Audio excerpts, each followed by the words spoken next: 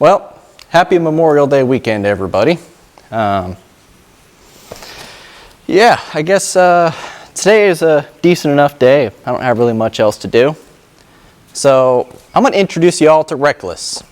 Reckless is my 1968 Ford Mustang that I acquired from a retired Marine for a very, very, very low price.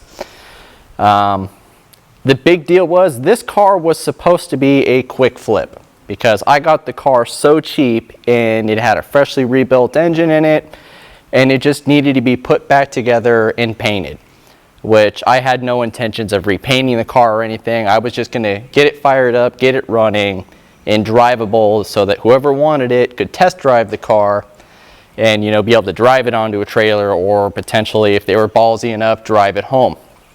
That was the plan with it until I stumbled across another YouTuber out there far bigger than myself. No, I'm not trying to piggyback.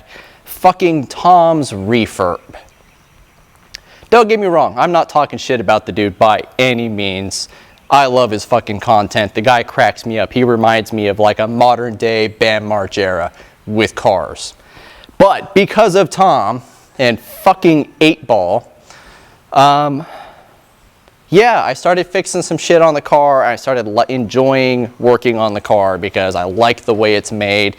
These early Fords are very mechanic friendly, and that clapped out, I think it's a 64, 65 Mustang, really struck a chord of like, dude, that thing is just so fucking cool. And it started to grow on me, so now instead of a quick flip, I'm keeping it. And I want to turn it into like an old school, like 70s Trans Am series car. No, I'm not talking about like the Pontiac Trans Am. Trans Am what stood for Trans America. It was an actual racing series that they ran like Camaros and Mustangs and Firebirds and stuff in. And I want to do something along those lines. So, anyways, that is the car in question. I'm going to start working with putting the lowering kit on it today, and we'll go from there. First off, got to get it in the shop. All right, so got her in here and up in the air. Pretty decent car. I mean, it's relatively solid. It's one of those, like I said, I got the car so cheap I couldn't pass it up. There's just no way. So I mean, new fuel tank in it. Got full stainless steel exhaust system. I went on ahead, which speaking of Tom's Refurb, I would really like to go and get a set of his Speedy 10s, which are all stainless steel, to replace these cheap knockoff ones I've got, because the stainless ones would be nice with the rest of my stainless tubing. Anyhow, X-pipe, long tube headers. You can see the transmission is very crusty and disgusting, and I don't care because it's not staying. Engine was Craigslist rebuilt, I'm assuming, because I mean, she runs great, but you know, there's very little documentation, but she doesn't burn oil or nothing. Fires right up, very snappy, runs good. But anyhow, all this crusty suspension stuff I've got going on over here. Yeah, I've got a 2-inch lowering kit with shocks and everything that are going in it. And then I've got a 5-speed for a Fox body that's going to be going in it a little bit later on. But today I'm going to try to go through and just get the leaf springs out, get the shocks off, get this thing lowered down. Like I said, it should be like a 2-inch drop. And then, yeah, we'll just move on from there. I'm already anticipating I'm going to have to cut those U-bolts off and cut a bunch of stuff to get it apart because it's, you know, 50 some years old. So yeah, I'm going to go grab some parts out of the other building and get shit laid out and try to get something done today. So this is probably going to be like terrible for, you know, a tutorial of how to take this car apart because everything's missing in here. Like there is no interior whatsoever to this car. Well, I mean, there is interior. I just don't have it. It's at another house and I've neglected to bother going through trying to get a hold of it. And at this point, I don't really care because again, I'm going to build like a cool race car kind of thing out of it. So this is all going to get aluminum plating and stuff. And yeah, it's just, I don't care about the interior stuff. Anyhow, top shock mounts back here. Oh, it ate my socket, didn't it? Oh, no. A little channel in here.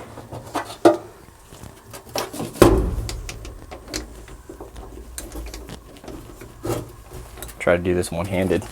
It's not working. Fantastic. Well, I guess I need a new snap ring for the end of that. Let's set this up over here, huh? Fantastic.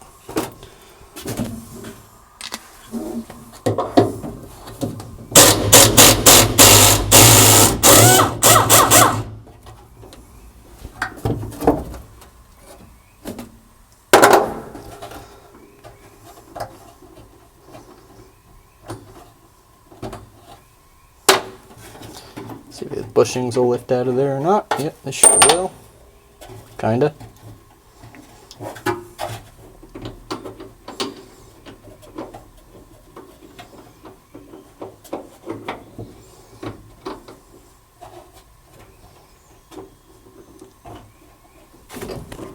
Screw it, we'll get those later on after we pull the shocks out the bottom.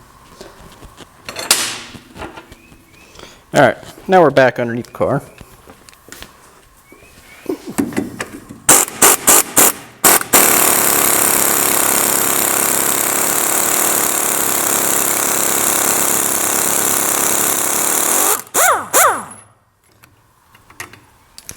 It's actually coming apart a lot easier than I anticipated, which is great.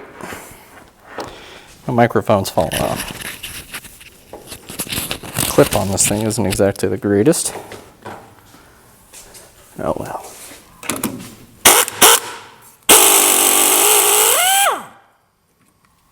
Hell yeah.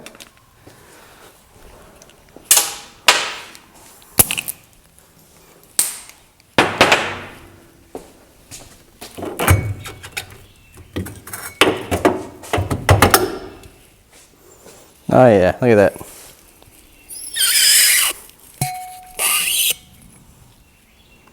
No return whatsoever. Yeah, they're completely shot.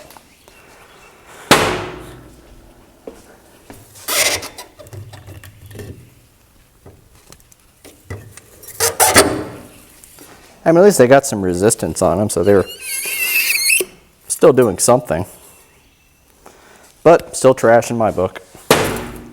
Because I'm replacing them with these little Scott Drakes. Anyhow, so I think the next thing I'm going to do is support the axle with a transmission jack, and then grab the plasma cutter and just blast the U-bolts off, because I have new ones to go on there, and I don't feel like fighting with those. They look pretty bad. So yeah. Now that I'm getting into this, I may be screwed before I even got started. So I have hardware for the back here and the shackles. That's no big deal. But these bolts up here look pretty damn bad, and I need to reuse those, which probably isn't going to have to, because I've seen about a dozen videos of guys lowering these cars, and 9 times out of 10 they end up having to get in there with a hacksaw or a sawzall and cutting those bolts off to get them out, and like can't even get them out of the leaf spring. So I may have to just stop this right here and run to the auto parts store or hardware store and get some bolts for that before I even bother, because yeah, those probably aren't coming out. They've been in there for way too damn long. So I don't know, I might hit it with an impact one time, because I know I'm gonna run out of time here quick. So yeah, I might just say screw it, just go jump in the truck and go get bolts right now. Anyhow, I'll be right back. Well, that went about as good as expected, so now we're off to Tractor Supply to go see if we can find some bolts. And if they ain't got anything, then it's off to Lowe's, because it's Sunday and we are in the Bible Belt, so only the big box stores are open. None of the cool mom and pop shops are open. So yeah. Not only that, but Otis likes going to those places because he usually gets free treats. And if we're stopping at Tractor Supply, well, that's where I get all my dog stuff. Which means he's gonna undoubtedly pick out a toy or something. So we'll catch up afterwards. You see, that's why I always go to Tractor Supply as my first stop, because they've got a little bit of everything in there. And I guarantee you, if I had gone to Lowe's, These 2 bolts and nuts would have been a hell of a lot more than $3. So, yeah. Tractor Supply is where it's at. Otis? Yeah, I know it's hot. We got the AC running. Anyhow, back to the shop. Okay, now that I got new hardware, I'm gonna get up in here, see if we can get a good angle. Basically, I'm gonna go and get my blade in between the chassis and the leaf spring here on both sides. And I'm gonna have to cut that bolt off, which is way harder to do while holding a camera. So I'm gonna set you guys off to the side over here and do that, which is gonna suck, which for the sake of time, I'm not gonna bother filming it because my videos have been running way too long anyways. So it always works out that way. I go through and expect I'm gonna have to go and cut the bolts off because, you know, 50 years of rust. And I cut one side, and I guess from the heat and vibration of it, knocked it loose, and that side popped out. And now this side is like halfway out and coming out, but I'm having to fight with it. But it would figure, you know, if one of those, I didn't have to cut this other one. If I had let the penetrating oil do its thing and hammered on it a little bit, it would have come out. But knowing my luck, if I had tried to do that, it wouldn't have, and then I still would have had to drive out and go get new hardware, which I got anyways. Now I'm over here fighting with this stupid bolt, trying to get it knocked out of here.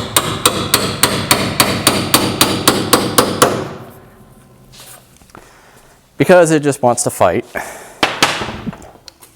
But anyhow, we will get there, bit by bit. You know, it's always funny, is like, I've been working in the automotive industry for over 15 years now. Like literally, I finished high school and went straight into a trade school. Then from there, worked my way up from lube tech to line tech to C tech, B tech, shop foreman. Got pissed off doing all that crap. Finally got out of the normal service industry and got to do what I really wanted to do, which was build cool shit. Because I figured out way too late in life that I didn't want to work on cars.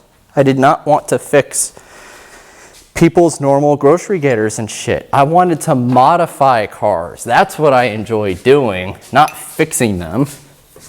Because 9 times out of 10, I'm working on someone's abused piece of shit. And then when I find more shit that's wrong because they abused it, now it's my fault that their car is a broken ass piece of shit because they've never done any maintenance on it. But anyhow, I don't do that anymore. And I used to always say that I refused to work with an audience because that used to just drive me up the walls. You know, having every Tom, Dick, and Harry who doesn't know anything about cars trying to critique what I'm doing wrong on their car. It's like, listen, buddy, if you know how to do this so much better than I do, why are you here? Because I don't want to work on your car anyways. You could do this at home and save you a lot of money if you knew what you were doing. You know, if I wanted an audience, I'd be on like Gears or Power Block or one of those cool TV shows. And now I realize the irony of I have an audience. I mean, you guys are cool. I'm just hoping that, you know, the vast majority are like actual car people and not, you know, critiquing me on your grocery getter you don't know how to work on. Because let's face it, I'm not going to be doing any of that on here. And I don't really care to. Oh, come on. Maybe if I take some weight off of it, it'll pop out. Let's try that.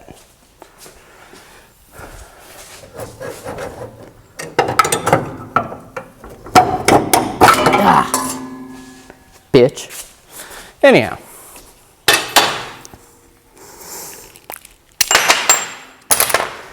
All right, maybe I can get lucky and all the U-bolts will just unbolt.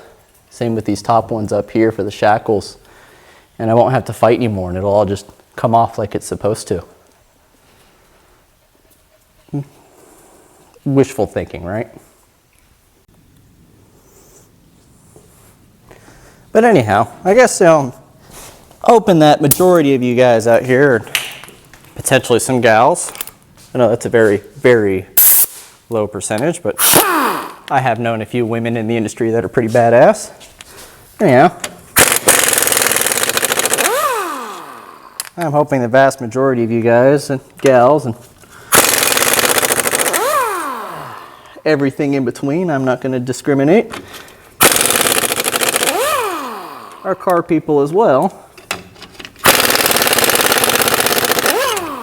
Hell, maybe some of you guys are actually following the same path that I fought through, of working your way up from, you know, express service, and maybe you're a C-Tech or just a mainline tech. Hell, maybe you're a shop foreman. Hell, maybe you're crew chief of a freaking race.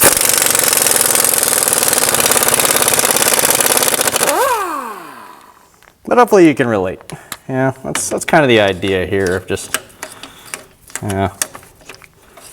like-minded people bitching about the same shit, I guess. I don't know.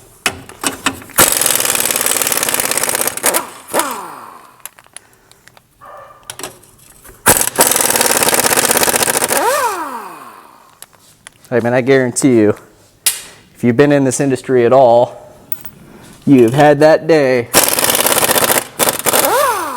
where some Jerry has walked back into your bay to see how his car is coming along, even though there are no customers beyond this point signs everywhere, and he knows he's not supposed to be back there bothering you, and you can't tell him a damn thing because you don't know what the service writer told him, and you don't want to tell him something that conflicts that, causes issues, it could risk your job.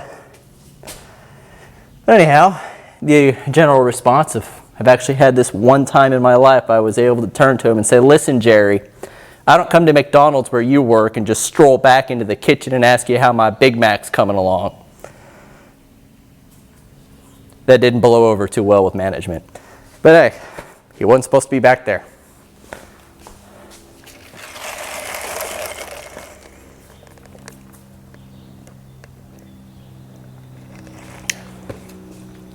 Or you get the covert ones that come back there and they act like they're, passing through or whatever, and you're not working on their car to, see what you have to say, try to catch you in something. Then I can really lay into them and tell them how much of a fucking destroyed piece of shit their car is and how miserable they are for destroying it. Then they get all in their feelings. All right. I think my favorite one was I had a guy come to me and he wanted me to put a fake exhaust tip on the left side of his car, and we did not have a matching one to the driver's side. And since we didn't have matching tips, I didn't want to do it out the gate because it's going to look stupid having two different tips back there.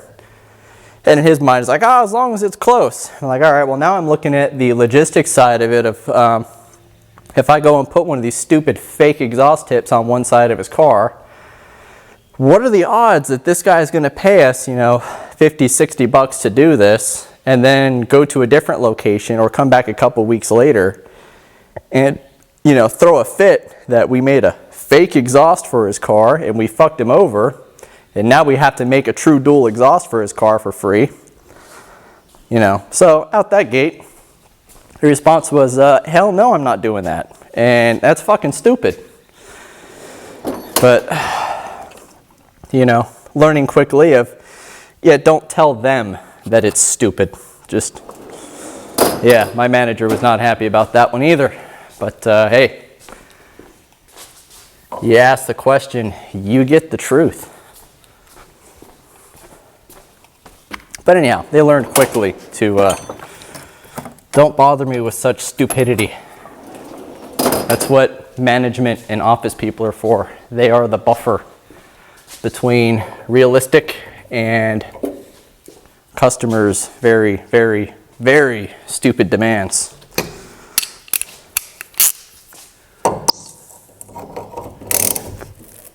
Yeah, hell yeah. Is that even in frame? Absolutely not. Let's scoot that up, maybe. Oh God, too much. There we go.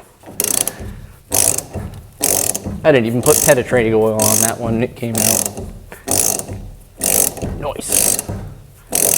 Now I'm worried about the top one. It's got a bushing. That might be a bear to get out because the lowering leaf springs came with a nice urethane bushing that needs to go in there anyways. But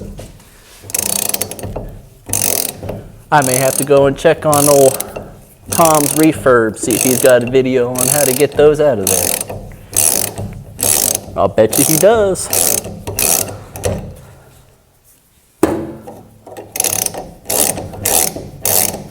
And if he doesn't have a scientific, professional way showing how to get it out of there, he'll show you the backyard way that I am more than prepared to do to get it out of there. Damn, ratchet doesn't fit in there. Anyhow, I'm going to keep fighting with these rusty bolts because that's all I got left, and then I'll probably turn the camera back on when it's time to get those bushings out. Hopefully they just pop out, but you know they're not. So it looks like there's no metal bushing inside of there. It's just a bolt going through rubber, and it's just old, disgusting rubber. So I'm just going to use fire to get it out.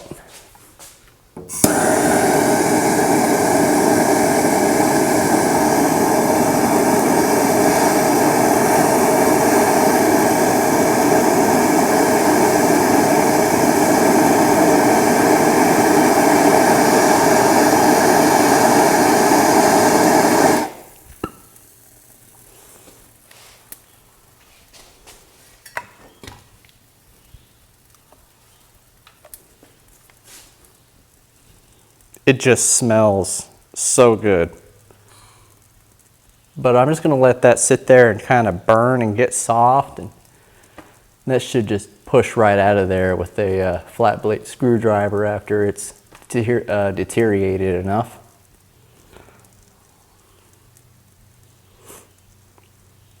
By the way, I don't suggest that any of you do this at home. This is entirely the wrong way to do this. And I am doing this as a negative reinforcement and showing you what not to do and the improper, wrong way to get these bushings out. Never do this, because this is the fuel tank right here. So yeah, I'm standing by with a fire extinguisher too, but yeah. We'll come back to this in a few minutes after it burns itself out. Okay, now that I definitely did not hit both of these bushings with a blowtorch until there was absolutely nothing left of them and I was able to just scrape them out with a flat blade screwdriver, I've got my left side leaf spring in, new bushings are in, this guy's all bolted up. I figured I'd grab the camera for the other side because I actually forgot to, no, I did get everything out of there. Okay, we're good. So, I can start putting the other side together. Do something like that. There we go.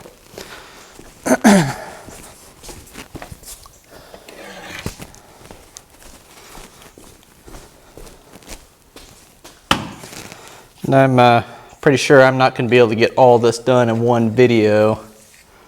So I will at least finish out the rear suspension today. And then I'm probably going to have to call it a day and get ready for work tomorrow. And maybe tomorrow evening I can start on the front suspension. But realistically, I'll probably get some of that filmed, but not be able to get it all done. So that might be a day or two before the front suspension video goes up. You need to stay in there.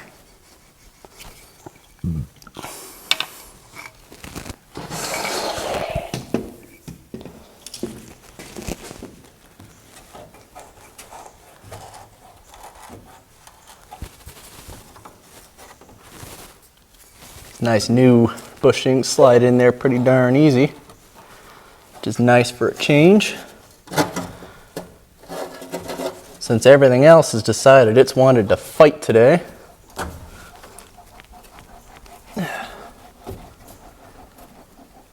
That guy in there. Hang the leaf spring. Which already I can tell this is, I was told it was a 2-inch drop. It might be like a 2.5 or a 3 because I had to raise that axle way up to get the leaf spring under it, which is fine. More low is more better. The idea is I want to give this thing that nice track car stance, so I'm good with that.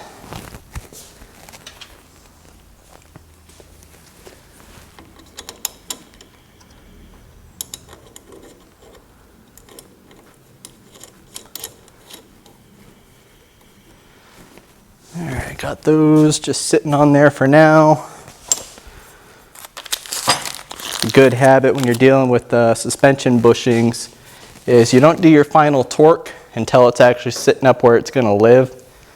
So I'll go through and get everything snug, but then later on I'll do it off camera, but I'll set the car down on the ground and then do my final torque of everything. So that way it's tightened where it's going to live at.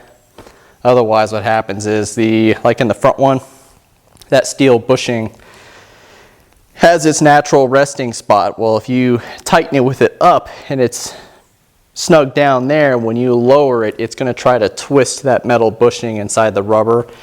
And over time, it tends to tear the bushing. It won't last as long. Not only that, but when you lower the car down, you're going to have that static tension that's going to try to keep more spring pressure to keep the car up. So anyhow, that's kind of a very crude explanation as to what's going to happen there as far as needing to put it down on the ground before you do your final torque. NICs. Always use NICs because I want this crap to come back off at some point in time if I ever need to.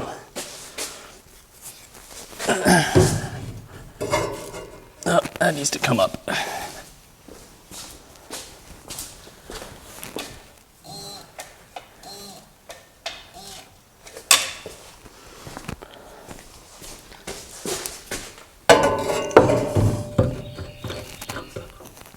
Geez, it's got to go up even more.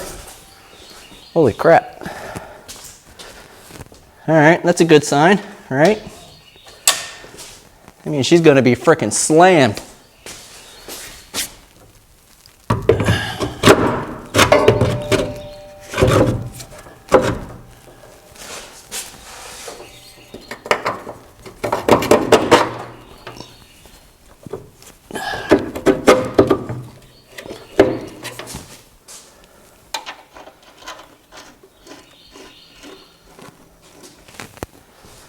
All right, that on there, get my spring plate.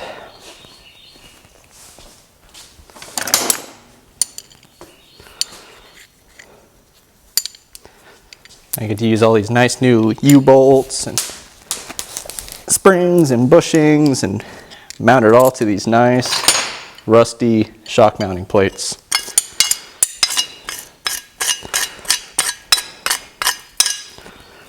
Maybe I'll clean them up one day and hit them with some like Pour 15 or something like that.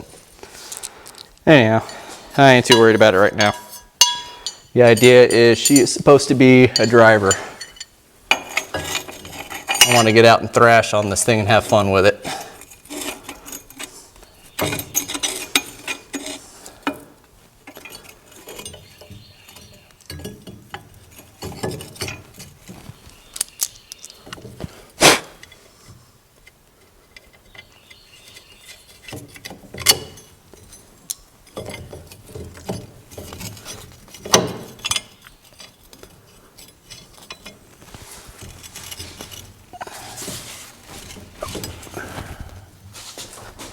Bring you down just a touch.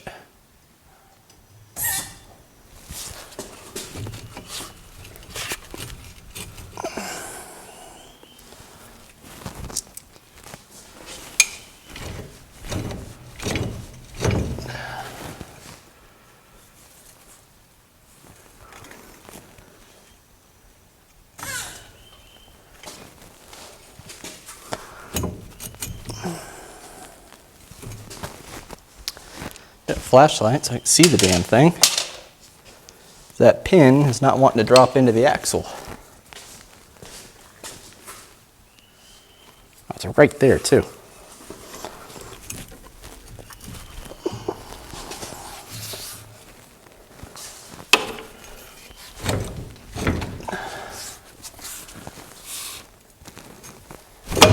There we go. Now it's in.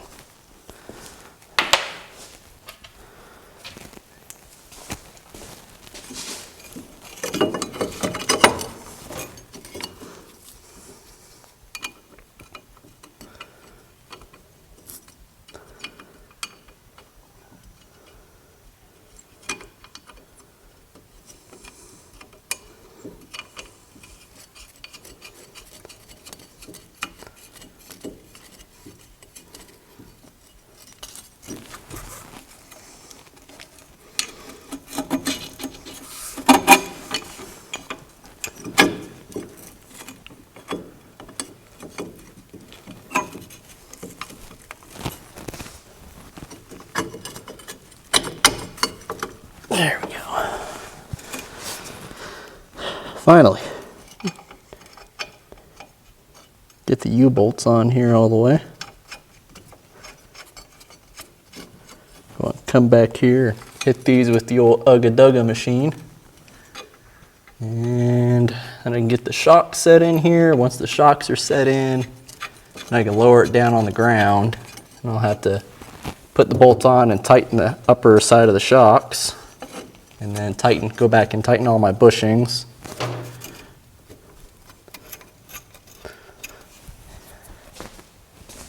All right.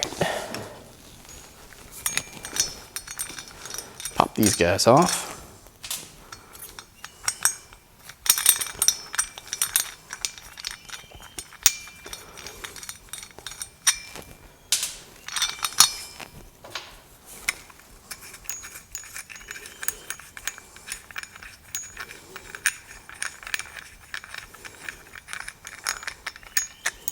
Kind of surprised, these also, not only do they have the nut that sandwiches everything together, but it has a jam nut on them too. Oddly enough, didn't expect to see that. Totally get why. And I'm definitely going to use them because it makes a hell of a lot of sense to me to put them on there. I just don't normally see that. Pretty cool.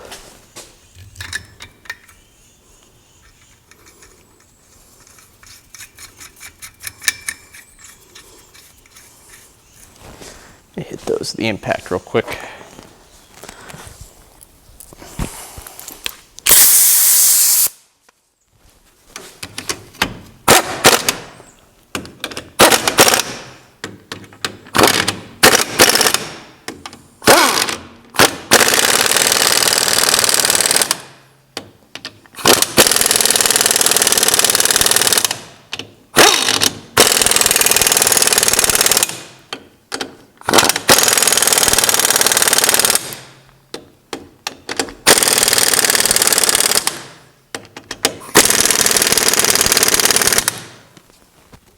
That'll do there. Those are set there. Let's get the other shock set up in there. I'll get this guy set up on the other side and I'll go on ahead, drop it down, get stuff tightened up, and at least show you what the back half of the car looks like, where it's going to sit. So I don't think it brought the car down quite 2 inches in the back. I mean, you can see it definitely lowered it down a good bit just by looking at the front. So, it's not terrible. It's better than it was, because up there at the front, that's how high the ass end was sitting. This thing was sitting up like a rally car. But those are little tiny 14s too, so I am going to be running different wheels and tires. So, hi Otis. Hi. I know you're just dying for attention, huh? Huh. But anyhow, so I'm probably going to end up getting maybe just like a 1-inch block and some taller U-bolts. Drop that down just a little bit because I want that tire right at the fender well there. I want it flush with it. But well, even with a little bit up like that, the track cars did have a little bit of a tire gap for suspension travel. So, we'll see. I'll mess with that a bit later. But anyhow, I'll give you a little walk around before I call it a video.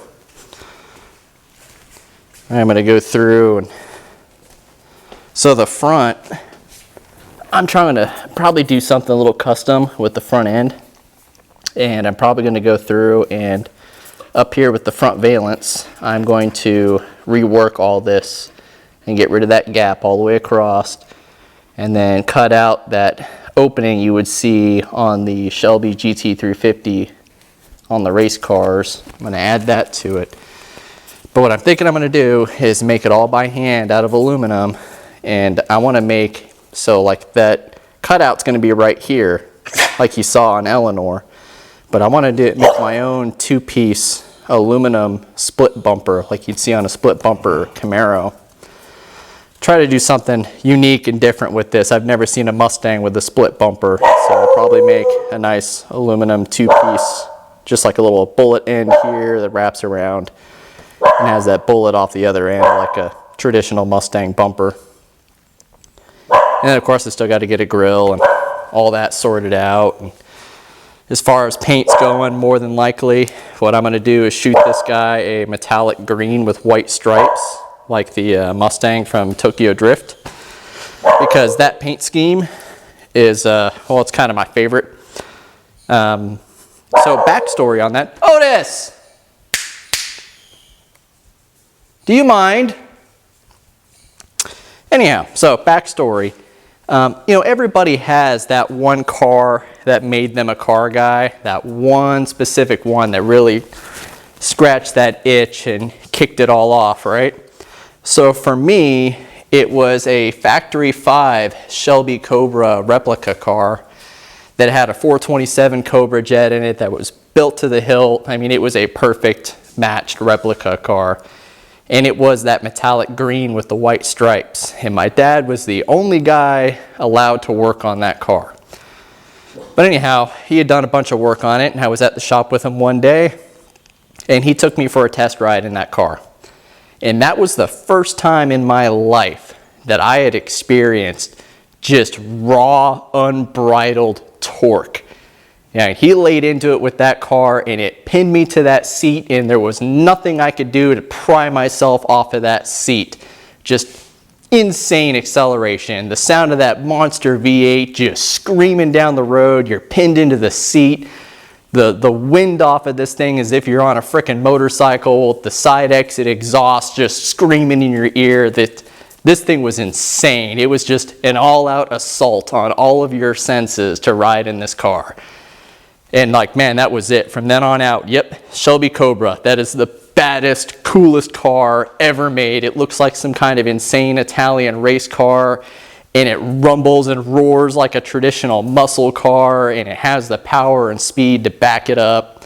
It was just, that car ticked all the boxes. Anyhow, and I have driven one since, and thankfully it did not disappoint. It was a freaking awesome car to drive. But I do not have Shelby Cobra money, but I do have 68 Mustang money, or at least notchback 68 Mustang money. So I'm going to try to kind of capture that, you know, Shelby race car kind of feel with this to kind of scratch that itch. I'm going to paint it up like the Cobra was. I'm going to put the Cobra style wheels on it. That's why I did the side exit exhaust, which I legit went online and found pictures of Eleanor from Gone in 60 Seconds and just cloned that exhaust system. And when this thing's running, it sounds, minus the cam profile, it doesn't have the same chop that Eleanor did. But I promise you all those stunt cars were just 302 cars too. So it was very similar, but they definitely had cams in them. But it's a very similar exhaust note, especially when he's first takes off in the car and it's in the parking garage still. Yeah, what it sounds like when he pulls out, that's pretty much what this thing sounds like.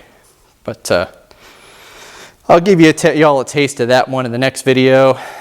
Yeah, this is my Craigslist rebuilt 302, long tube headers, aluminum radiator, electric fan. Made my own little carbon fiber catch can bracket. orange silicone hose, nothing special. I've still got to get racing seats and stuff for it. Got the authentic NASCAR Momo steering wheel in there. But she's getting there. It won't be long, especially after I go and do the 5-speed swap. That's what I'm really looking forward to. And then it's getting limited slip in the rear, hydraulic handbrake, because I do want to be able to like autocross / gymkhana stuff with this car. Definitely putting a roll cage in it so I can do some shoulder harnesses other than the factory thing that goes to the roof, which is terrible, as I want actual harnesses because I have rolled a car before. And that's why the Honda's got a full cage and aluminum seats and all the safety stuff. But yeah, anyhow, I'll catch you on the next one. We'll be working on the front suspension. Just kidding, I'm not going to let you all leave without hearing it.